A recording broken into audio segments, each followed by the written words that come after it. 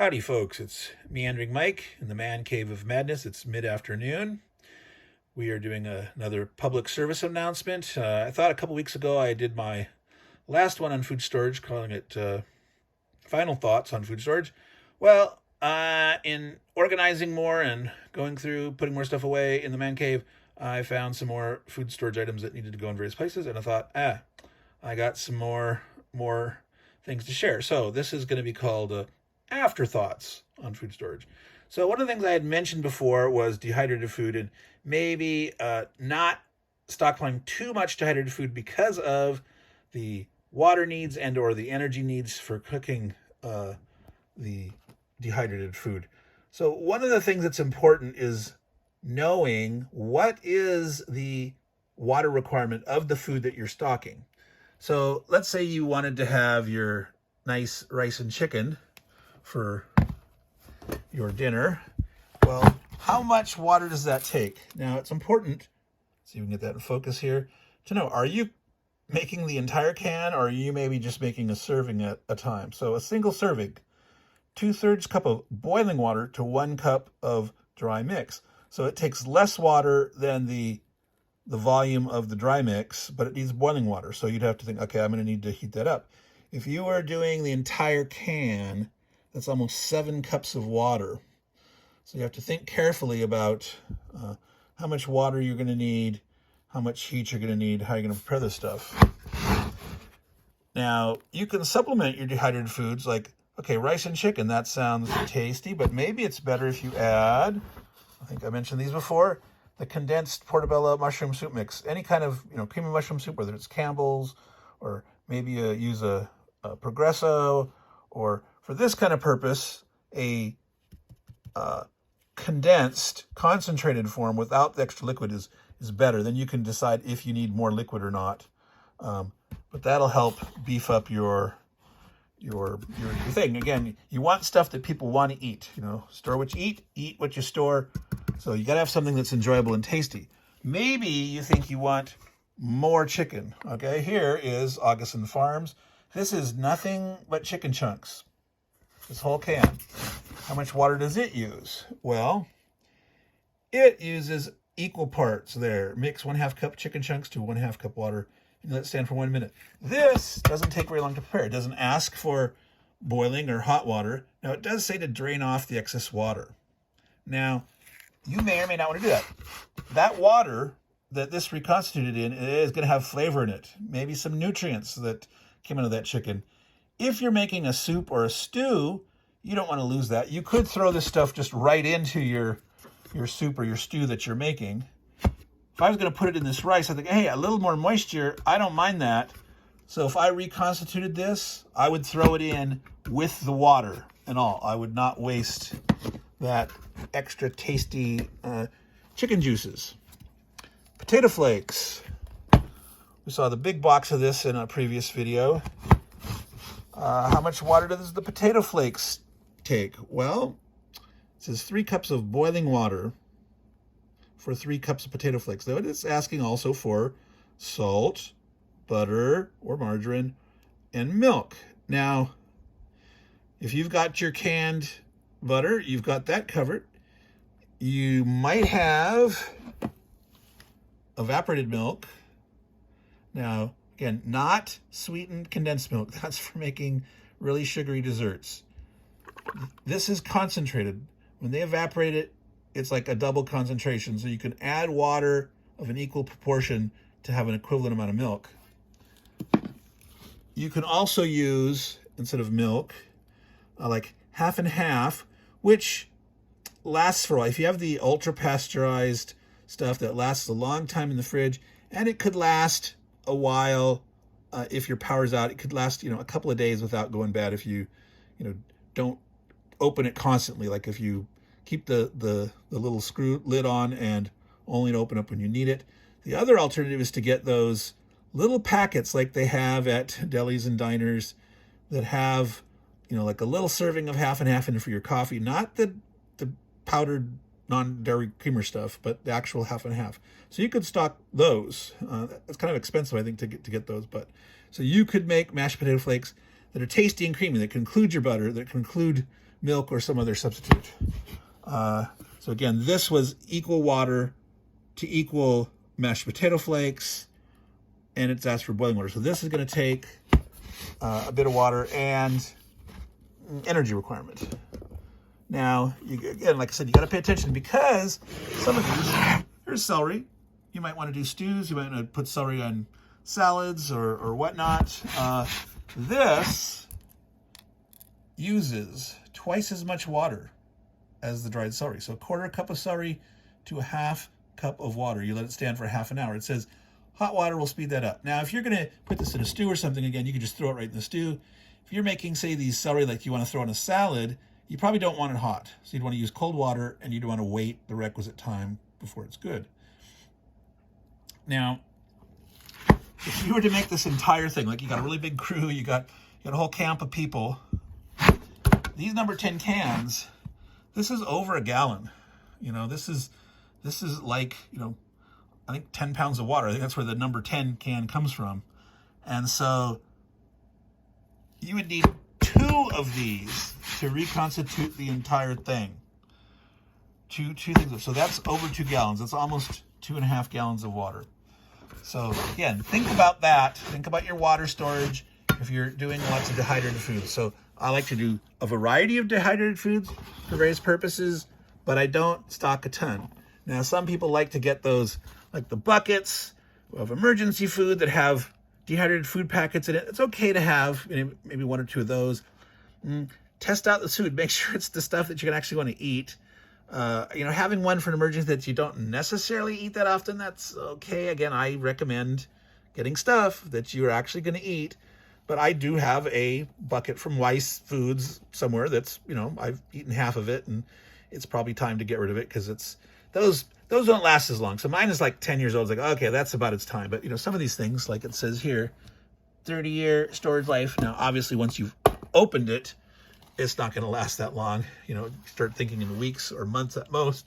But that's one of the things to pay attention to think of. So, moving on from dehydrated foods, something I mentioned in an earlier video is 4-bean salad. Okay, I love 4-bean salad. It's very expensive in this way. You can make it yourself, of course. But if you like to have it ready-made, I got this from a restaurant supply store, ordered on the web, and I can't remember if it was a 4 or a 6 number 10 cans per case, but it cost me more in shipping than it did for the food. But it was still a great deal compared to, you know, individual jars or cans of stuff in the grocery store. The 4-bean salad that way is really expensive. Now, I make this usually about twice a year, once or twice a year, usually twice. I really enjoy it, and I like to soup it up.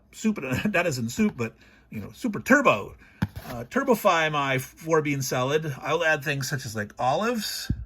I'll add mushrooms. I might add canned corn. Sometimes I'll add additional like green beans. I'll add pimentos, capers. You can add green peas, bacon. I love putting bacon crumbles or cutting up those bacon slices that you saw in my last cooking video.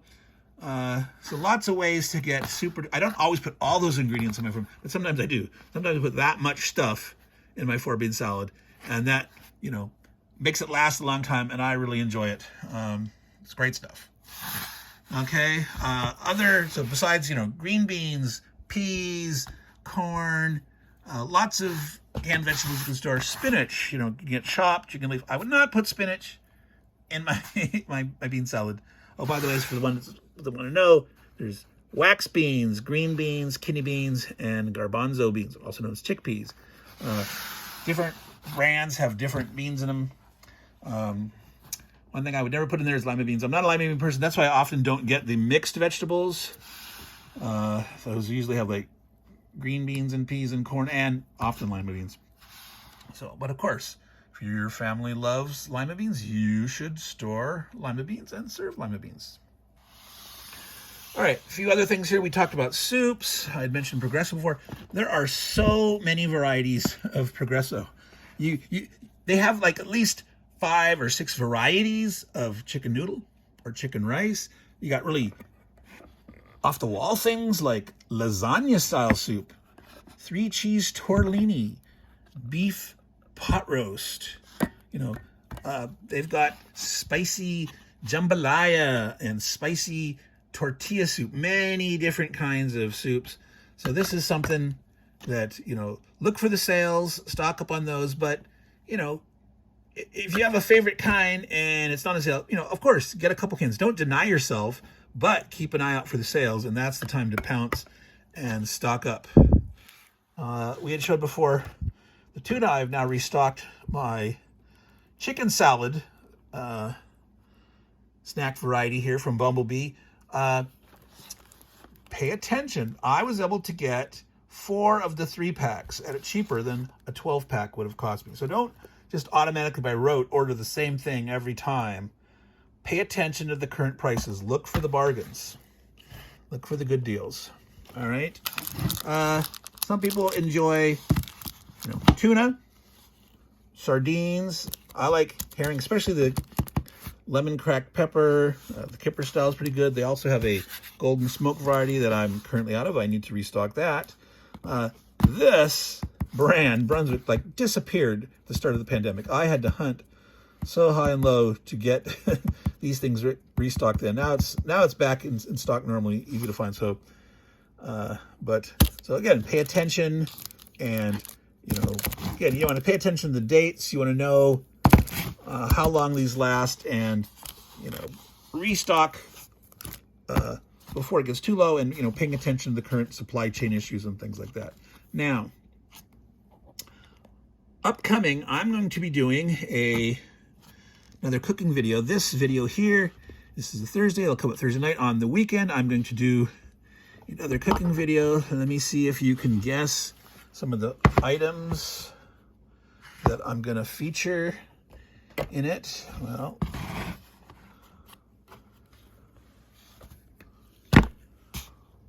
what is that?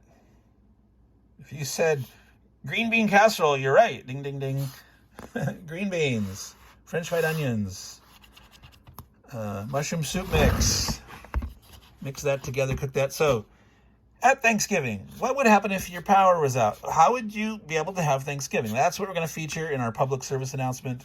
Another episode of Meandering Mike Cooks in the Dark. Basically, we're going to do a Thanksgiving special. I'll get that out this weekend, so you have time to view it, just in case. I don't want anyone's power to go out, but what would happen if it did? You know, how would you get by on Thanksgiving and not have the whole event ruined?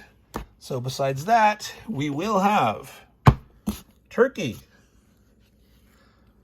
with gravy on mashed potatoes. So yes, why deny yourself? Now, that's not the same thing. I'm not going to cook a whole bird or anything like that in the dark on a butane stove or on sterno cans or whatever. I'm going to, you know, but this is good stuff. I featured Keystone. I mentioned them in a couple of videos. Good stuff. You can get yourself some good quality gravy, good old mashed potatoes. And I'm going to make a stab at dessert. I'm not going to make a pumpkin pie, but I am going to maybe try to make a pumpkin soup. I'm going to use evaporated milk. I'll add some different spices in it and see what I can come up with. It's going to be an experiment. I actually have not made that myself before, but I'm not going to try to make a pie in that one video. I'm not going to do all this in one video. But we will make a stab at a pumpkin soup. And, you know, maybe put some whipped cream in it or something. You know, it's supposed to be like a dessert soup is my idea. Anyway, so this is what I'm going to do coming up this weekend. This will be a special feature, public service announcement, how to cook Thanksgiving in a power outage. So that's coming up soon. So we're marching on the 15-minute mark here. This has been Meandering Mike in the Man Cave of Madness in the mid-afternoon, doing another public service announcement about food storage, my afterthoughts on food storage. So this probably will be the truly last food storage video I do, certainly for this year. I will do more cooking videos, and I will have videos talking about emergency light, power cooking, first aid, things like that. Try to do at least one a month, if not maybe every 2 or 3 weeks, but we'll see. So we'll work those in. Some of you here on the channel more for the gaming content. Do know that there is a Thanksgiving game giveaway. I'm giving away 2 games. The drawing will be held on Thanksgiving evening after I get home for my family celebration, where hopefully we won't have a power outage because I've already consumed this food during the weekend. Oh, I have more of this, so we could make more. But I'll be giving away 2 games. 2 people can win. So if you want to have if you're a game player, by all means do that. If you have anyone in your family that's a potential game player, you can, win the game and give it away as a gift for Christmas time. You should be able to receive it by Christmas. I'll ship them out via party mail. So find that current Thanksgiving giveaway video. Make sure you subscribe to the channel. Like that video. Make a comment saying what you're thankful for. One thing, just one thing that you are thankful for. And that will enter you into the drawing, which will be held on Thanksgiving. So that's Meandering Mike, Man Cave of Madness, saying take care, everyone, and ciao.